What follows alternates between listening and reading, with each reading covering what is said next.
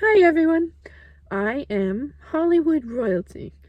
I'm a descendant of French aristocracy, and it said granddaughter of King Edward VIII, David.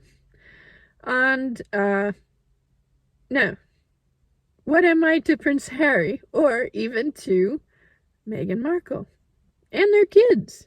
Please make sense of this for me. Am I a second cousin once removed and then through marriage? I don't know. I think I am a second cousin of Charles, and but what am I to William? So if you have any insight into this, please provide it in the comments section. Now, today I'm just going to get into other filmic topics. Some things that came up in relation to Meghan, her wardrobe, and left eye tear. I got a little emotional just prior to this in the previous video. I do not left eye tear. I tear. But I know what she's talking about in relation to this. As far as I know, she, in her quote, said it gets kind of crazy. They go left eye tear, go, when you're filming. It can be like this. And you have to know when you're working on a production, as you may imagine, you get everything lands. You secure the perimeter, you bring in all the equipment, you're doing the lighting, you're putting in the grip work, cameras all getting ready, everything's set up in Village, everything all comes together. We're gonna have to move on really soon, but we need that shot of this, and we know it's a ton of pressure on an actor to be able to pull this off under all of that, and then emotion. And you know what? It does become really, just very demanding. Left eye tear, go. And, makeup departments, it's makeup who do the tears, not the actor in a situation like that necessarily. What we have, and I had mentioned this in the comments, and it ended up in somebody else's video once, I think mentioned, but they have a blower. And it's this, I don't know what the chemical is in the blower, but they go up to the actor and they go, just like that, into their eye. There's an adjutant that will cause your eye ducts to create a tear. And it's not going to mess with their makeup. That's why makeup has to do this, because they don't want to mess up their eyes, the eyeshadow and everything, because touch-ups... They always call for touch-ups before they're about to film. They say touch-ups, hair, makeup, good. Move away, ladies. Thank you. Can we bring in the blower? Blower. Okay, left eye, ready? Because they'll have a thing, cameras ready. And they'll go, good. Okay, step away, ready? Lock it up. Sound. And roll cameras. And action. And then it'll happen. And it is kind of weird, just like she said, but it's not, I think she's attributing it to her acting abilities. And in my experience, this is not what it is. It's left eye tear go is makeup department coming in and blowing something in your eye. But what this person, when I left it in the comments, they had found is that there's this stick, like regular, this is a professional version for camera, but there's a stick that looks like a lipstick, and you can take your finger and put a bit of it on your finger, and so when you're getting upset and you go like this, you can get a little bit, and it's the same effect where it'll just go, have a little tissue, and you just go, and then all of a sudden, left eye tear, go. And it works. Yeah, it's possible. I don't know.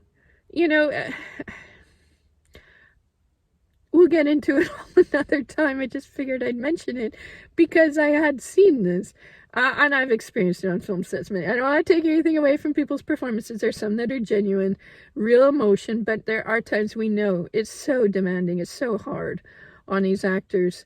And it's a ton to expect of a person, especially if it's take after take after take, because I've seen it where we're doing the same take and the ladies will come in, they'll go touch-ups because they'll get rid of what they just done, And it's hard to get rid of that. Cameras can pick up anything. They'll see the line and they'll touch them up, and then they'll bring in the blower again.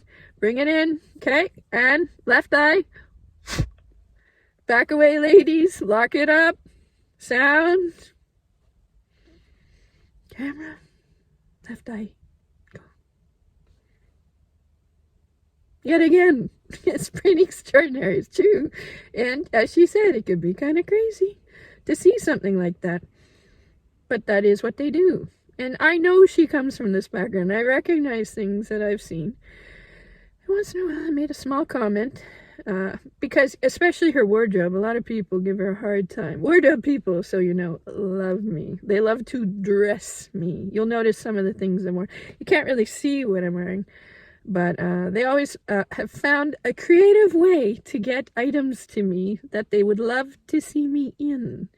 And it's very sweet of them because they know my budget is not extraordinarily large. So I'll get something that's worth $700 for like $15.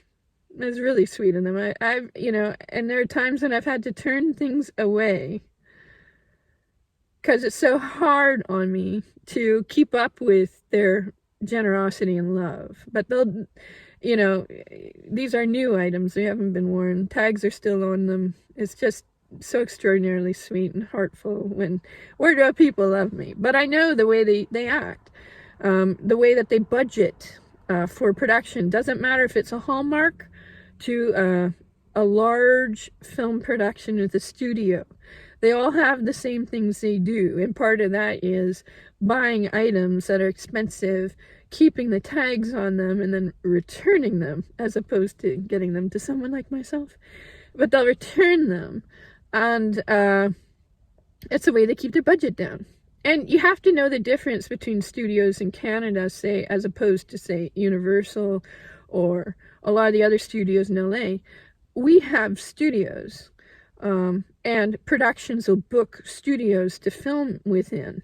But we are not a studio in the sense that, like these other production studios that you have in the US, they buy assets and they have large warehouses of these assets, props, costumes, items that are iconic to certain movies, all kinds of, you know, they repurpose these items and they are cataloged, and sometimes they are so valuable they'll end up in a vault, especially you know, old film and things to this. They have salt mines that they have vaults in because they're so good at absorbing humidity, and because salt mines are really good at dealing with tremors or anything like that. So very valuable items, old celluloid films, all end up in vaults and studio vaults. But here in Canada, we don't invest in items we're going to reuse, repurpose, unless it's within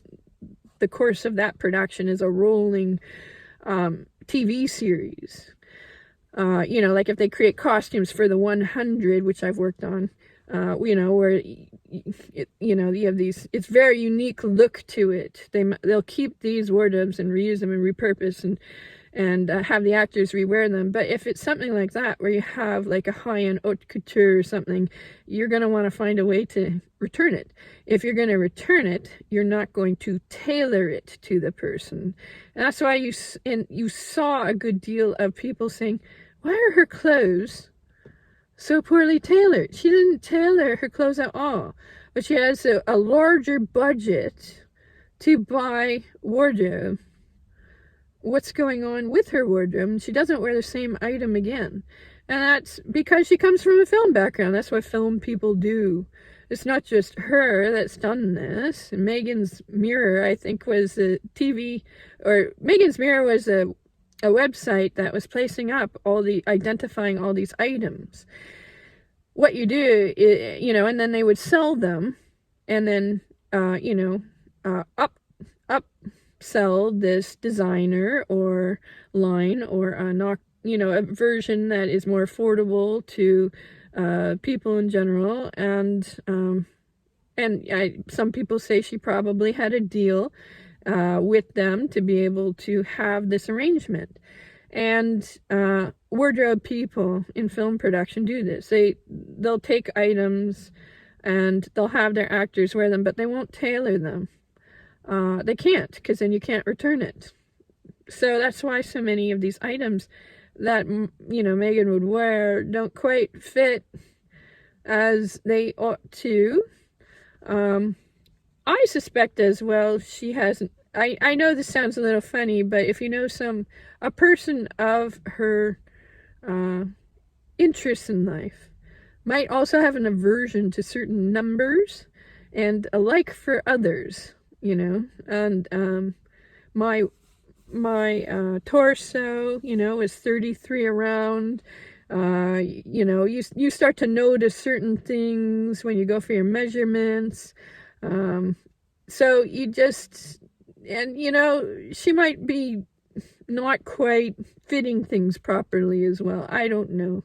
I'm trying to make sense of it myself, because you're right, there is so frequently it's not quite proper, but I think it's just she's returning it. She's buying the items, returning some, and you make a relationship, an arrangement. There might be a mention in Megan's mirror, you know, and that's what they get out of it, or a name, you know, all the publicity that they're going to gain from it, promoted, and so that's the way she went about it. It would appear. I could be wrong. Maybe she has a massive closet with all of those items still in there that are, you know, not quite gonna fit quite properly, but I, for the life of me, can't even think of why.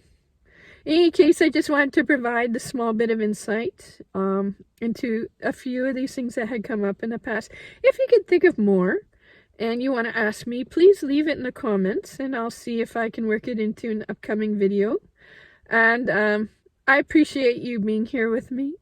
And if you have any other questions, I have tons of more things that I'm going to relay, because I'm kind of balancing here, you know, an insight into crew life, Hollywood, royalty, and just I sit between all of these different elements. So I'm going to have a bit of a story that's more of something you might see on a crew, something that's more on the creative end, above the line, you know, something that's more dealing with royalty, and it's just going to be a big storyline that's going to start to emerge within all of this that you're going to realize. I'm going to let you piece it together in some ways the way I had to piece it together myself through all of these unique life experiences. But you know what, more than anything, I really truly value having the opportunity to tell you this, and to share it with you.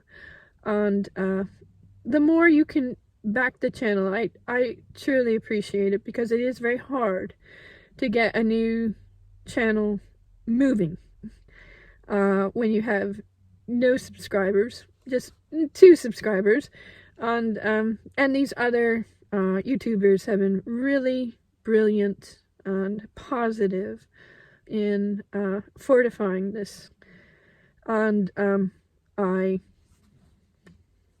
have my gratitude, you truly do. Have a lovely day, people, and I will see you once more soon.